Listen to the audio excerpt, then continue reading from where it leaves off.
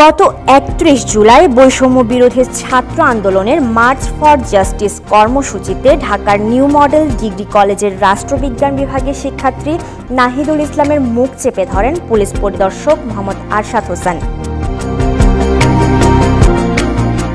DMP commissioner Mohammad Mainul Hasan স্বাক্ষরিত এক office আদেশে তাকে সাময়িক বরখাস্ত করা হয়।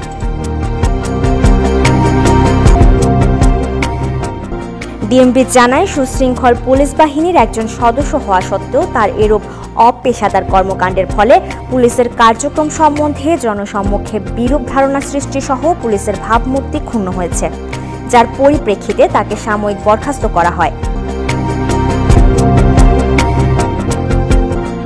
পুলিশ পরিদর্শক আরশাদ হোসেন ঢাকা মেট্রোপলিটন পুলিশের শাহবাগ থানায় পরিদর্শক হিসেবে কর্মরত।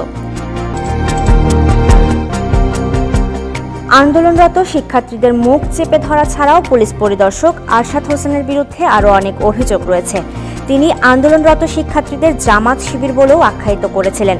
সে সময় সামাজিক যোগাযোগ মাধ্যমে শিক্ষার্থীদের শিবির বলে আখ্যা দেওয়ার ভিডিওটি ছড়িয়ে পড়ে।